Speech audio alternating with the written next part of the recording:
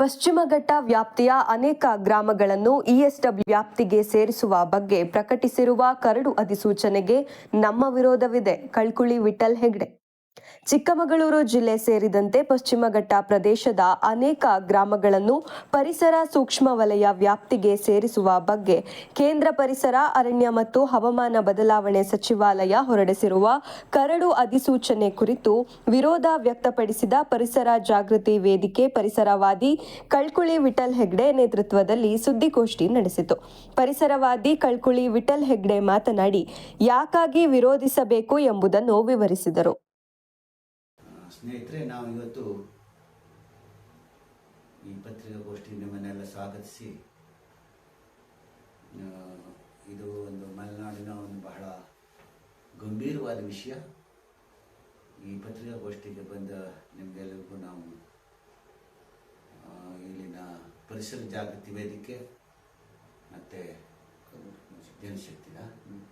ಜನಶಕ್ತಿ ಸಂಘಟನೆ ಮೂಲಕ ನಾವು ಕಸ್ತೂರಿ ರಂಗನ್ ವರದಿಯ ಏನು ಹೊಸದಾದ ಅಂದರೆ 7ನೇಯ ಪ್ರಸ್ತಾವನೆಯನ್ನು ಅರಣ್ಯಕ್ಕೆ ಸಲ್ಲಿಸಿದ್ದಾರೆ, ಅದರ ಪರಿಣಾಮಗಳು ಮತ್ತು ಅದರ ಜವಾಬ್ದಾರಿಗಳು, ಇವುಗಳ ಬಗ್ಗೆ ನಿಮ್ಮ ಮುಂದೆ ಇವತ್ತು ನಾವು ಮಾತಾಡ್ತೀವಿ. ನಮ್ಮ ಜೊತೆಗೆ ಜನಶಕ್ತಿಯ ಹಾಗಲಗಂಚೆ ವೆಂಕಟೇಶ ಮತ್ತು ಸುರೇಶ್ ಗಡಿಕಲ್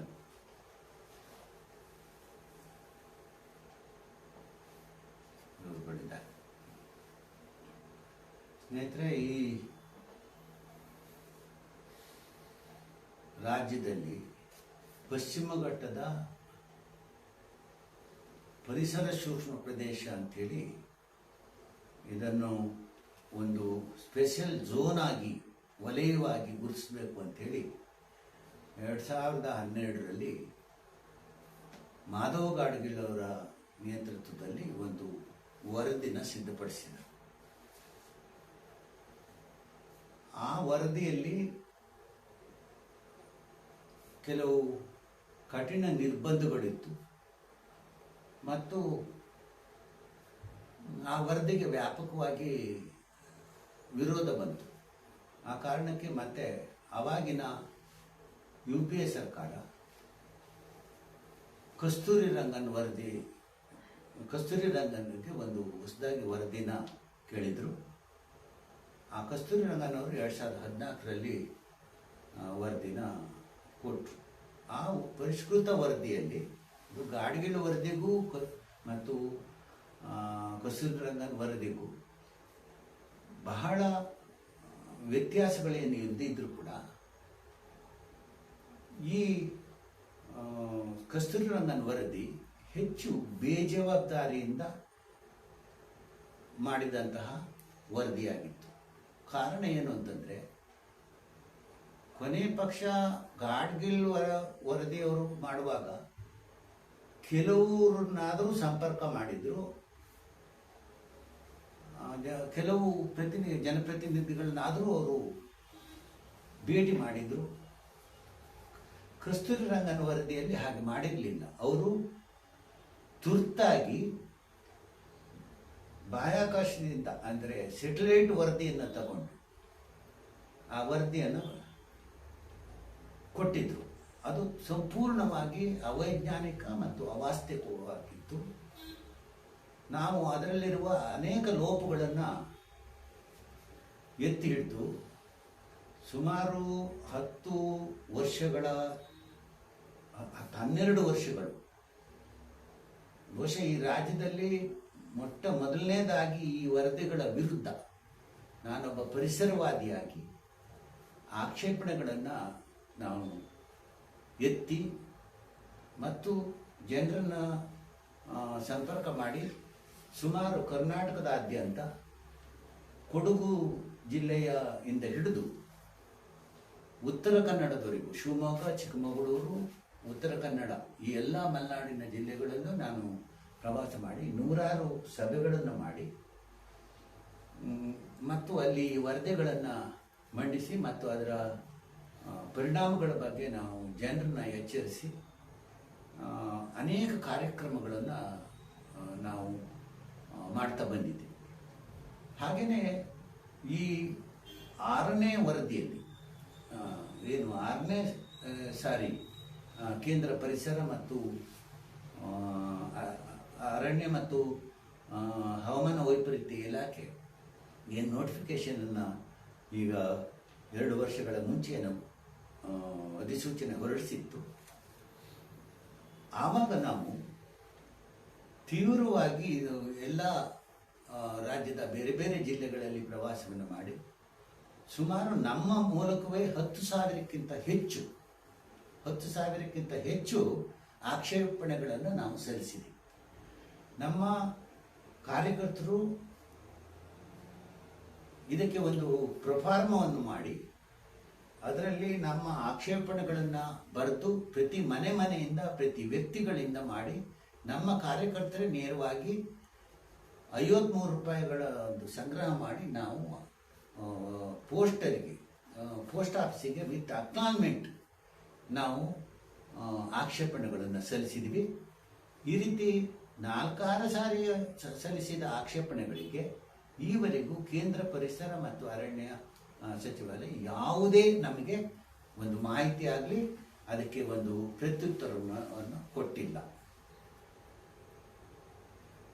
ಮತ್ತೆ ಈಗ 7ನೇ ಸಾರಿಯ ನೋಟಿಫಿಕೇಶನ್ ಅನ್ನು ಹೊರಡಿಸಿದೆ. ನಾವು ಈ ಸಂದರ್ಭದಲ್ಲಿ ಹೇಳ್ತಕ್ಕಂಥದ್ದು ಏನಂದ್ರೆ, ಇದು ಕೇಂದ್ರ ಅರಣ್ಯ ಮತ್ತು ಪರಿಸರ ಹವಾಮಾನ ವೈಪರೀತ್ಯ ಇಲಾಖೆ ಅಥವಾ ಕೇಂದ್ರ ಸರ್ಕಾರ ಜನರ ಕಣ್ಣಿಗೆ ಮಣ್ಣೆರಚುವುದಕ್ಕೆ ಮಾಡಿರುವಂತಹ ತಂತ್ರ ಇದು. ಯಾಕೆ ಈ ಮಾತನ್ನ ಹೇಳಬೇಕಾಗಿದೆ ಅಂತಂದ್ರೆ,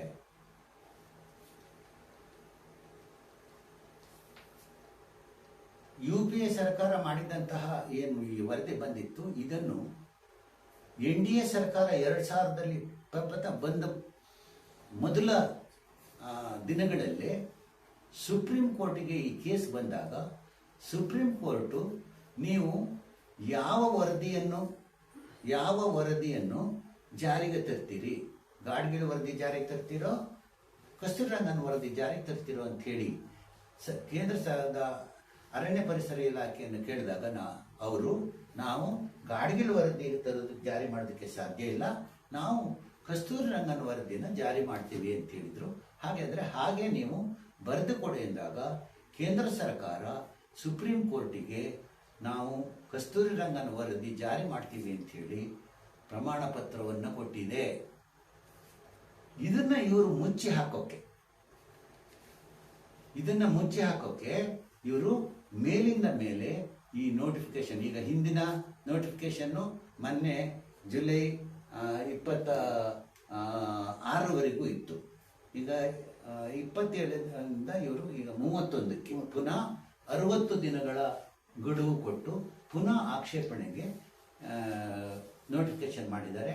ಈ ಆಕ್ಷೇಪಣೆ ಅನ್ನುವಂಥದ್ದು ಇದು ಜನರ ಕಣ್ಣಿಗೆ ಮಣ್ಣೆರಚಕ್ಕೆ ಮಾಡಿರುವಂತಹ ಇದು ಯಾಕಂದ್ರೆ ಈಗಾಗಲೇ ಕೇಂದ್ರ ಸರ್ಕಾರ ಇದಕ್ಕೆ ಕೋರ್ಟಲ್ಲಿ ಒಪ್ಪಿಗೆಯನ್ನು ಕೊಟ್ಟಿದೆ.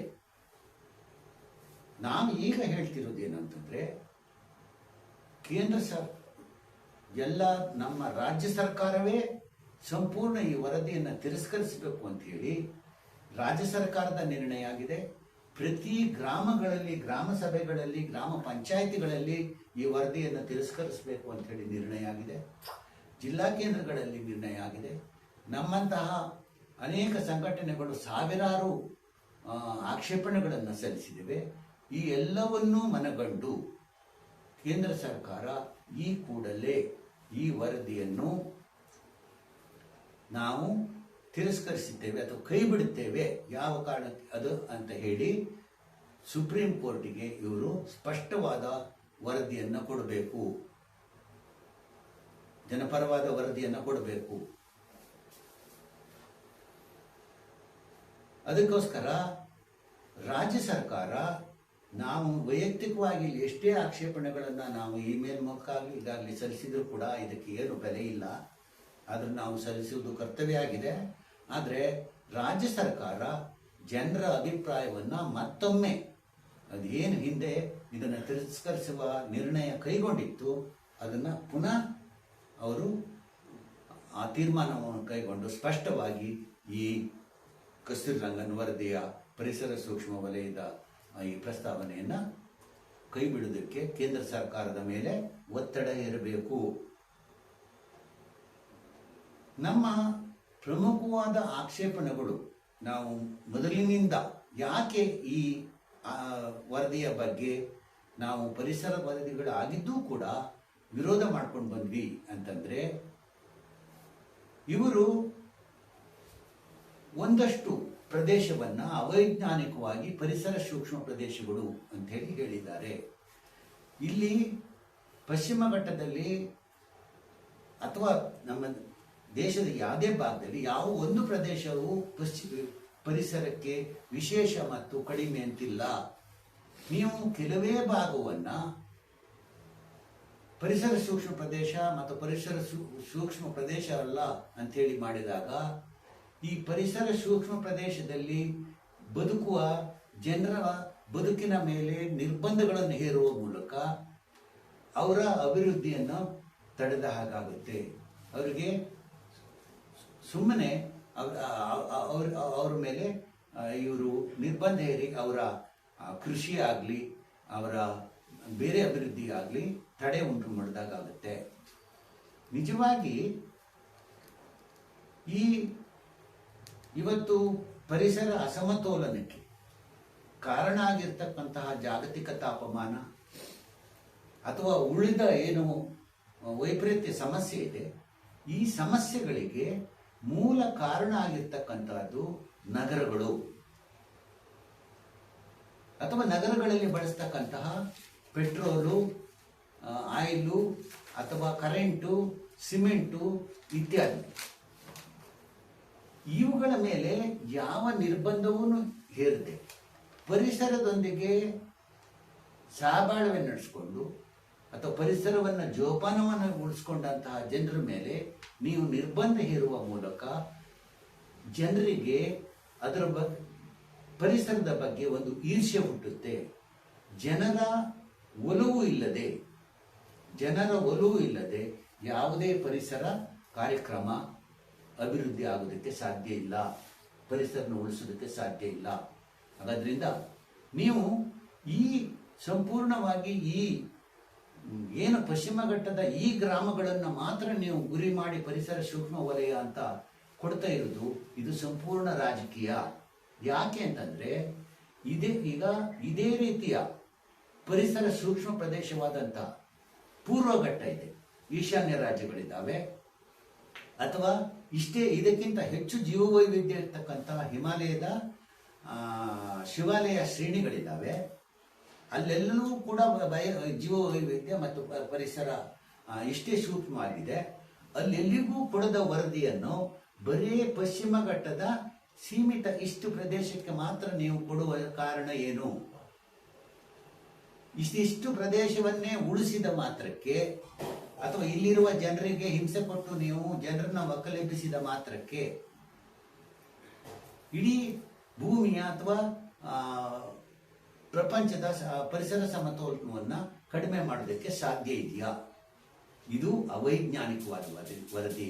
ಇದು ಸಂಪೂರ್ಣವಾಗಿ ಇಲ್ಲಿ ಏನು ಪರಿಸರದೊಂದಿಗೆ ತಮ್ಮ ಬದುಕನ್ನು ಕಟ್ಟಿಕೊಂಡಂತಹ ಜನ ಇದ್ದಾರೆ, ಇವರ ಮೇಲೆ ರೈತರಿದ್ದಾರೆ, ಇವರಿಗೆ ವಿನಾಕಾರಣ ಹಿಂಸೆ ಕೊಡುವಂತಹ, ಕಿರುಕುಳ ಕೊಡುವಂತಹ ಒಂದು ಯೋಜನೆ ಇದು. ಇದನ್ನ ಸಂಪೂರ್ಣವಾಗಿ ಕೈ ಬಿಡಬೇಕು. ಇದು ನಮ್ಮ ಬಲವಾದ ಒತ್ತಾಯ. ಈಗೇನು ಇವರು 7 ಕೊಟ್ಟಿದ್ದಾರೆ, ಇದು ಅಂತಿಮ ಅಂತವ್ರೇನು ಹೇಳಿಲ್ಲ, ಬಹುಶಃ 8ನೇದು ಬರ್ಬೋದು. ಹಾಗೆ ಇದು ಈ ರೀತಿ ಪ್ರೊಲಾಂಗ್ ಮಾಡೋದಕ್ಕಿಂತ ಇದಕ್ಕೊಂದ್ಸರಿ ಅಂತಿಮ ಹಾಡಬೇಕು. ಕೇಂದ್ರ ಸರ್ಕಾರ ಇದಕ್ಕೆ ಒಂದು ಅಂತಿಮ ಹಾಡಬೇಕು. ಕೇಂದ್ರ ಸರ್ಕಾರದ ಕೈಲಿದೆ ಇದು. ಇಲ್ಲಿ ಈಗ ಕೃಷಿಗೆ ಇವರು ರಾಸಾಯನಿಕ ಬಳಸಬೇಡಿ ಅಂತ ಹೇಳಿದ್ರೆ, ಅಥವಾ ಇಲ್ಲಿ ಇನ್ನೊಂದು ಯಾವುದೋ ಕಲ್ಲು ಹೊಡೆಯುವುದನ್ನ, ಮರಳು ತರುವುದನ್ನ ನಿರ್ಬಂಧ ಮಾಡುವ ಮೂಲಕ, ಅಥವಾ ಇನ್ನೊಂದು ಯಾವುದೋ ಈಗ ಈ ಶೃಂಗೇರಿ, ಕೊಪ್ಪ, ಮಲೆನಾಡು ಭಾಗದಲ್ಲಿ ಈಗ ನಮಗೆ ಅಡಿಕೆ ತೋಟಗಳಿದೆ. ಇದಕ್ಕೀಗ ನಾವು ರಾಸಾಯನಿಕವನ್ನು ಬಳಸಲೇಬೇಕಾಗುತ್ತೆ. ಆ ರಾಸಾಯನಿಕ ಬಳಸದೇ ಅಡಿಕೆಯನ್ನ ಬೋರ್ಡೋ ಮಿಕ್ಸ್ಚರ್ ಹೊಡೆದೇ ಉಳಿಸ್ಕೊಳ್ಳೋದಕ್ಕೆ ಏನು ಪರ್ಯಾಯ ಇದೆ ಅಂತೇಳಿ ಇವರು ನಮಗೆ ಹೇಳಬೇಕು. ಅಥವಾ ರಾಸಾಯನಿಕ ಬಳಸದೇ ಇದ್ದಾಗ ನಮಗೆ ಕಡಿಮೆ ಬರುವ ಬೆಳೆಗೆ ಯಾರು ನಮ್ಮ ನಷ್ಟವನ್ನು ತುಂಬಿಕೊಡುವವರು? ಇವರು ಸುಮ್ಮನೆ ಇಷ್ಟೊತ್ತರಿಗೂ ರೈತರ ಬಗ್ಗೆ ಯಾವುದೇ ಸರ್ಕಾರ ಪ್ರಾಮಾಣಿಕವಾದಂಥ ಯೋಜನೆಗಳನ್ನು ಜಾರಿಗೆ ತಂದಿಲ್ಲ. ಈ ಕಸ್ತೂರಿ ರಂಗನ್ ವರದಿಯಲ್ಲಿ ಏನು ಹೇಳ್ತಾರೆ, ನಾವು ಈ ರೀತಿ ಸಾವಯವವಾಗಿ ಬೆಳೆದಂಥ ಬೆಳೆಯನ್ನ ಒಂದು ಬೋರ್ಡನ್ನ ಮಾಡಿ ಅದು ನಾವು ವಿದೇಶಿ ವ್ಯಾಪಾರ ಮಾಡೋದಕ್ಕೆ ವ್ಯವಸ್ಥೆ ಮಾಡಿಕೊಡ್ತೇವೆ ಅಂತ ಹೇಳ್ತಾರೆ. ಇದನ್ನ ಎಷ್ಟರ ಮಟ್ಟಿಗೆ ನಂಬಬಹುದು? ಅದರಿಂದ ಇದು ಸುಮ್ಮನೆ ಜನರಲ್ಲಿ ಪರಿಸರದ ಬಗ್ಗೆ ಒಂದು ಈರ್ಷ್ಯೆ ಬೆಳೆಯುವ ಹಾಗೆ ಮಾಡಿರುವಂತಹ ವರದಿ ಇದು. ಇದನ್ನು ಸಂಪೂರ್ಣವಾಗಿ ತಿರಸ್ಕರಿಸಬೇಕು ಅನ್ನೋದು ನಮ್ಮ ಒತ್ತಾಯ.